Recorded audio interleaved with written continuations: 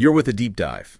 Today, we are really getting into something complex, the dynamics of injustice in Guinea. Yeah, we're using analysis from a Guinean-American scholar to kind of map this out. And looking at how power structures can, well, trap a whole society, really, Yeah. in this cycle of oppression. It's quite a stark picture the scholar paints, how power can basically shield some people Right. while putting others in extreme danger. It's a system, you know, where what happens to you really depends on who you know. Exactly.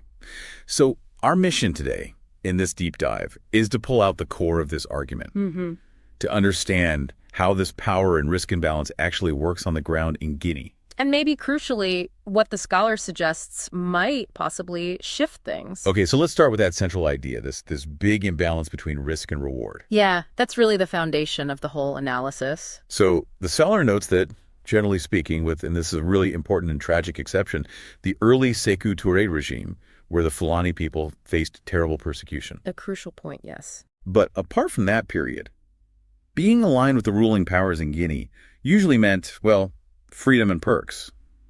A different set of rules, almost. That's the core insight, isn't it? When those in power face effectively zero consequences, corruption isn't just an option.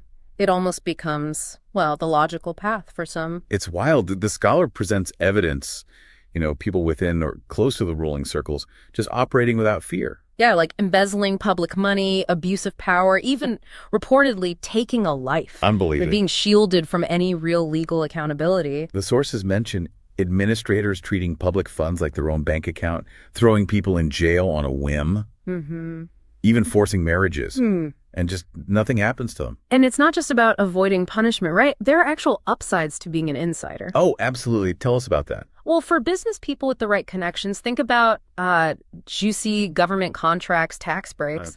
The whole system kind of bends to favor those who play along. And for individuals, people wanting jobs or influence. Loyalty is key. It opens doors. High-ranking jobs, not just for you, but for your whole network, your family, friends. So the state's resources become tools to keep power. Essentially, yes. Tools to reward loyalty and maintain control. Which, of course, creates a completely different and frankly terrifying reality for anyone who dares to push back. Oh, absolutely. The risks are enormous and varied. Like what specifically? Any kind of opposition, really. Even criticizing, say, friends or family of the powerful, that can trigger a really harsh response. The scholar lists things like imprisonment, kidnapping, murder, sexual violence. Heavy stuff. And professionally, too. Definitely. You speak out. You could lose your job, get passed over for promotion. If you own a business, it could be sabotaged, even confiscated. Wow. And it doesn't stop with the individual. The danger spreads. Family, friends become targets. It could mean exile.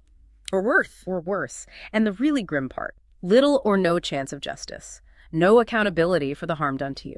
So this massive imbalance, the scholar argues, it just feeds itself. Right? Exactly. It creates this cycle. People who might initially disagree or be critical, they find themselves almost forced to support the system, or at least stay quiet, just to protect themselves, their families. It's almost a kind of grim logic at play. You could see it that way. I mean, when you weigh these immediate, very real threats against the potential benefits of aligning with the system, privilege, money, protection, power, the choice to conform, even if it feels morally wrong, starts to look like a survival strategy. And the scholar believes this whole dynamic has actually gotten worse under the current junta, the CNRD, Mamadi Doumbouya. That's the argument, that they're actively using state resources to sort of double down on this. How so?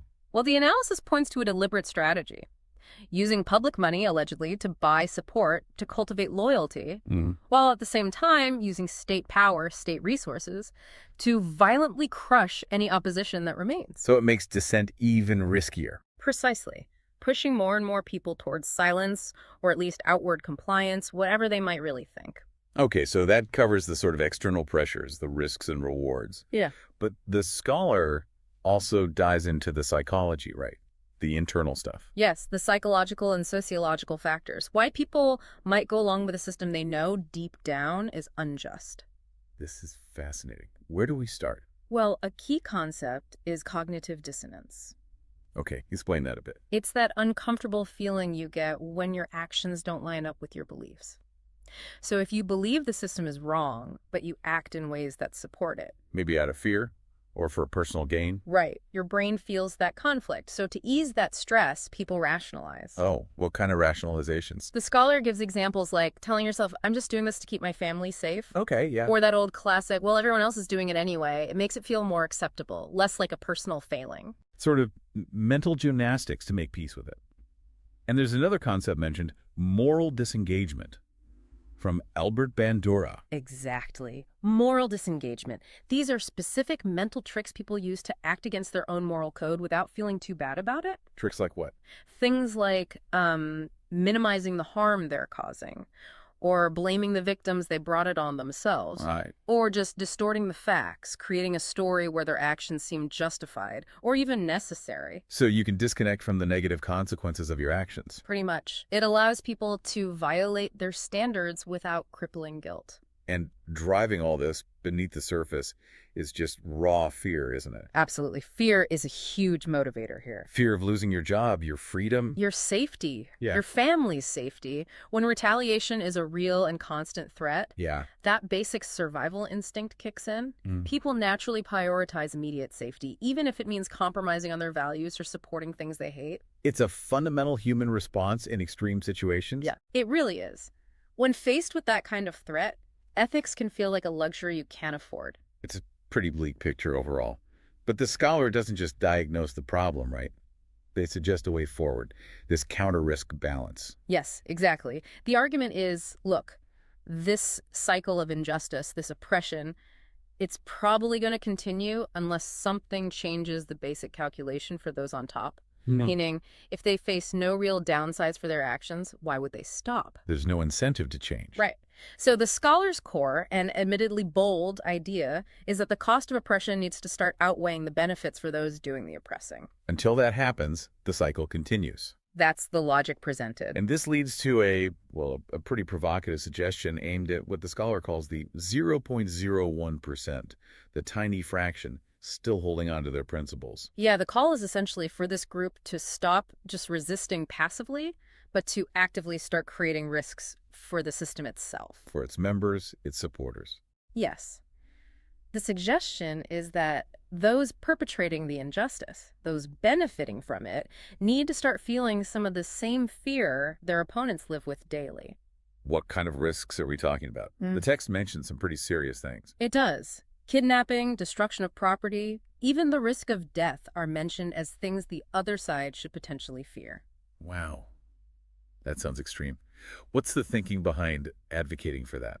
The underlying logic, as laid out by the scholar, is based on human nature. People tend to choose the path of least resistance, the path with less danger. Okay. So if all the danger, all the risk is piled onto the opponents, while the powerful operate risk-free. The imbalance just stays locked in. Exactly. To break that, the scholar argues the risks need to be, balanced, distributed more evenly. That's the only way, in this view, to create a real deterrent. And the scholar tries to back this up with analogies, historical religious ones.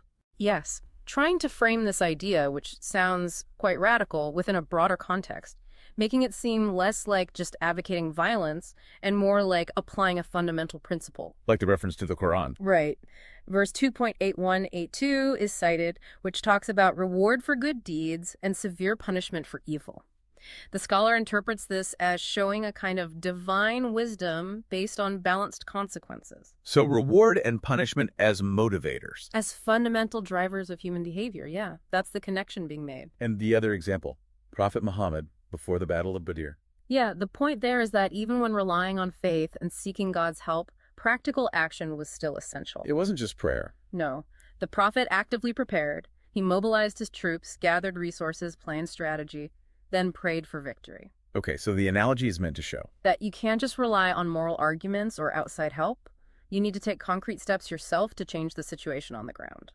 Establishing this counter risk is presented as that necessary practical action. So, putting it all together, the scholar is arguing that creating this real counter risk is not only a pragmatic necessity to shift Guinea's dynamics, But it also has echoes in historical examples and even religious teachings about consequences. That's the argument in a nutshell, that achieving a balance of risk where the powerful also face significant negative consequences for injustice is the key catalyst needed to break Guinea's destructive pattern. Okay, so for you listening, we've just walked through a pretty intense analysis from a Guinean-American scholar, looking at how injustice gets locked in place in Guinea. Yeah, examining that system of impunity for some, severe risks for others, and how that creates this self-feeding cycle of oppression. We touched on the psychology too. Cognitive dissonance, moral disengagement, things that help explain why people might comply with or support such a system. And then we got into the scholar's quite controversial proposal, the need to create a counter-risk balance to disrupt the whole thing. Drawing those parallels with history and religious ideas about consequence, which leaves us, and you, with a pretty big thought to chew on. Yeah, the question really is, how much does this fundamental dynamic of risk and reward shape behavior? Not just in Guinea, obviously, but everywhere. Right. If you take this analysis, this framework, how might it help you understand other situations, other power imbalances, other forms of injustice you see around you? What are the wider implications of seeing things through this lens of risk versus reward? It's definitely a powerful way to look at things. We hope this deep dive gave you some valuable insights, some food for thought. Keep thinking critically about these issues. Thanks for joining us on the Deep Dive.